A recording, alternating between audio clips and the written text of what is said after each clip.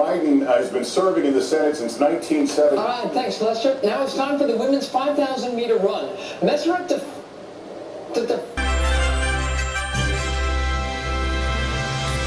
Okay, we're back, but that would appear evident, wouldn't it? Equipos que siguen en pie de lucha para lograr una medalla. Bueno, pero vamos al agua. No nosotros, ¿eh? Igual, no. Con el día. I got over the hurdles. Like shit. I can see the girl past me. And swimmer Rebecca Adlington has done Team GB proud tonight. Look at the way Nastia can just take that slender, athletic body and bend it. It's time for you to get the news, travel and weather where you are.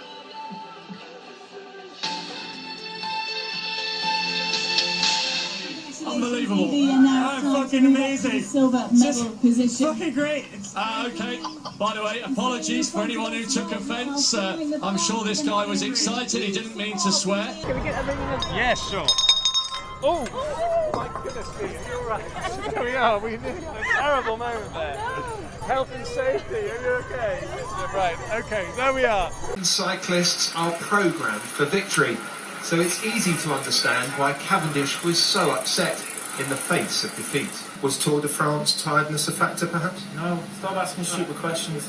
Do you know what that's like? Yes, just 5 days to go before the opening ceremony, and the Olympic flame makes a very poignant stop here in South London with Doreen Lawrence, mother of murdered teenager Stephen. You're going to be carrying it from Lewisham to Wandsworth today? Yeah. لم تسنح لي متابعة الدقائق لم تسنح لي مقابلة الدقائق الأولى من هذه المباراة. اللهم إني صايم.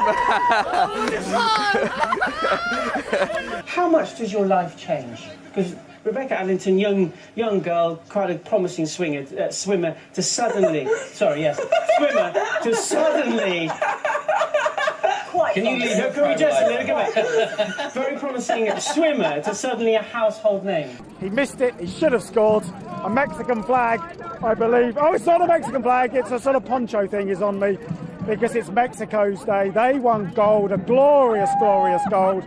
And as for Brazil, well, maybe they'll get another chance to win their first Olympic gold in 4 years' time. 最後の直線で仕掛けた最後の直線勝負になったのはあれは初めからの戦略なのかそれとも偶然なのか教えてください。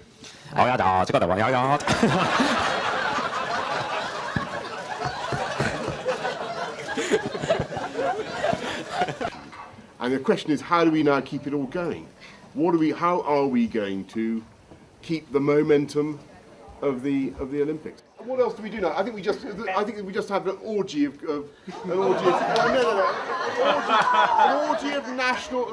national congratulation and thanks.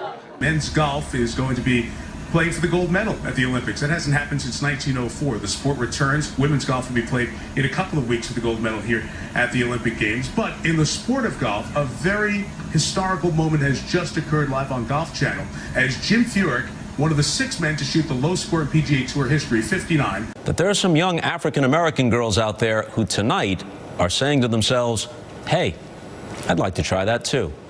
More from London in a moment.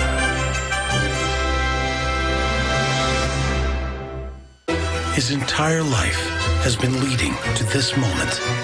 All the hard work, the dedication, just to answer the call. The call of victory. Finally, the Olympics provided another impressive opening ceremony with the Rio Games kicking off last night in Brazil, where there was one man who stole the show. Tonga's Tongapita Taufa Tafua flag. That's having a tough one with that one. Bearing performance included burying his chest in plenty of baby oil, leaving the commentator speechless. Today, his Instagram account climbed from a few thousand to almost 52,000 followers. So, what was his name again? I'm kidding. I'm not going to put him through that because it was like supercalifragilistic. That's a very interesting entrance there. Very interesting. Yeah, I think this is going to work out just perfectly. So let's do this. Let's take you to Copenhagen right now, where we're about to get an announcement of the first city out. Let's have a listen. The city of Chicago, having obtained the least number of votes, will not participate in the next round. Chicago is out. Chicago is out. Chicago is out? Let's get AD mic'd up here. We shall now proceed immediately with another round of vote. Madrid is still in? Tokyo is still in? Wait a minute. Chicago is out? I'm not exactly sure how to introduce this one. I'm here with a couple of guys who are with the Canadian Olympic demonstration hide-and-seek team. Now, it took me quite a while to believe that this was actually true. But what did you say that the other country called this? Well, in China, you know how table tennis is called ping pong, and it's called table tennis normally. Well, this is actually an ancient Chinese game called lodong. And you actually play this as an Olympic demonstration sport? Well, in the Beijing Olympics, 2008 Olympics in Beijing, it is a demonstration sport. That is correct. And is this something you guys do for fun, or is this like a profession? Profession. Really? Make money at it. We don't, but we like to. So is this something that they also do in the United States that we just haven't heard about? The States started a team, but they never went through with it. It's a lot of smaller countries. The Sochi Winter Games right here. We've got a polar bear, a leopard, and hare entertaining our guests. We may have to take out a restraining order on this polar bear Natalie. has been staring at Natalie. I don't know if he's been spayed yet.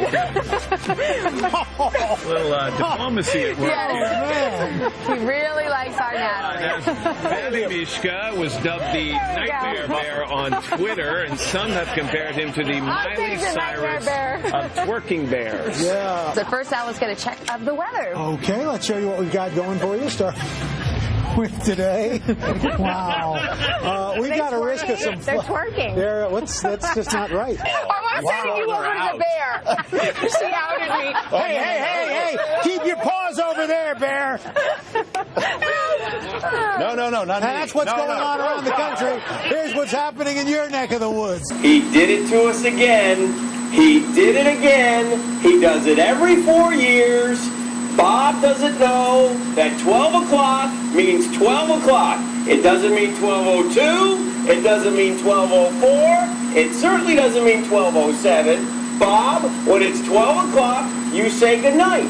You don't care because you're sleeping right now. And in the morning, you'll wake up with your strawberries and cream as your 5-star. Bob, we're here on the East Coast working hard for you. We're NBC family, Bob.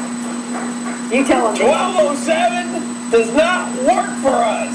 I'm glad we had the little gymnast girls. I'm excited about it. I'm glad we got to interview Michael Phelps 6 times. But Bob, 12 o'clock, and he's just starting. It's just starting. You watch. Mark my words, Jacksonville. Tomorrow it'll be 12:09, 12:10, 12:11. He starts to push it. That Bob does.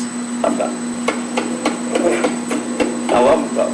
It's great. It's a great broadcaster. We've all played badminton, and it seems like the rules are fairly easy to understand. I think there's a big difference, though, in the equipment that these guys use and the ones we use at home. This is a typical racket that you can buy, and it all comes as part of a set. You get the net, you get a couple of rackets, you get some birdies, right? And this is an okay racket, but compare it with this one. This one costs about $75, but it can run you up to about $200, okay? And it's a little bit bigger than the kind that we might goof around with in the backyard. Listen to the difference in tension, though. This is the one that we play with. This is one the bad boys of badminton play with.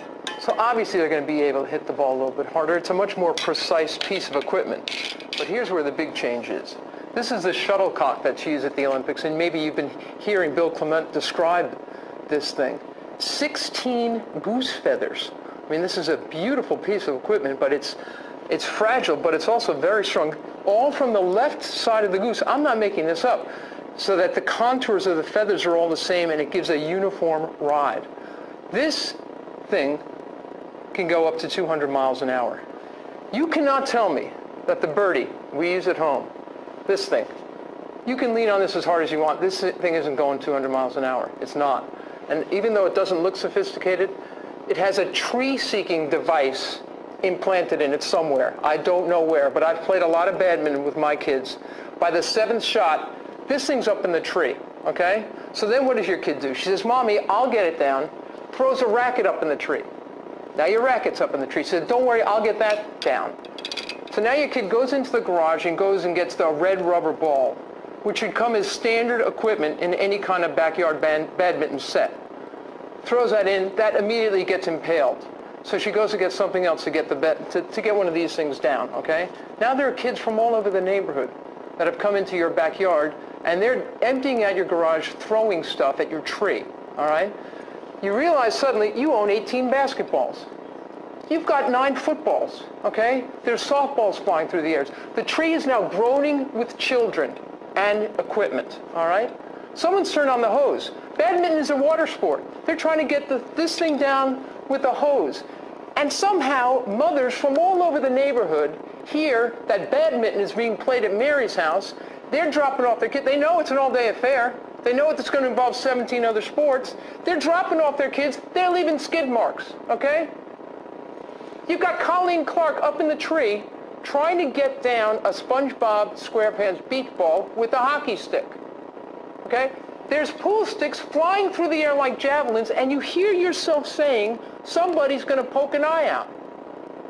It just never ends. Everything is going on, right? Then you see Christopher Burr, and it's always Christopher Burr. He takes a rollerblade, throws it up at the tree, hits your car, you got a dent in your Jeep. You realize you better get your Jeep out of the way, and you also realize that for the first time in 7 years, you can actually pull your car into the garage because there's no sporting equipment there anymore. Not even the inflatable raft that hasn't seen action since the baby duck rescue of 1997. You pull your car into the garage, and as you do, your other kid is coming out. He's on the phone with R.T. Murphy. He sizes up the situation and says, hey, come on over, we're playing badminton. That is a sport that I know, and that's probably a sport that you know as well. Olympic badminton is coming back after this.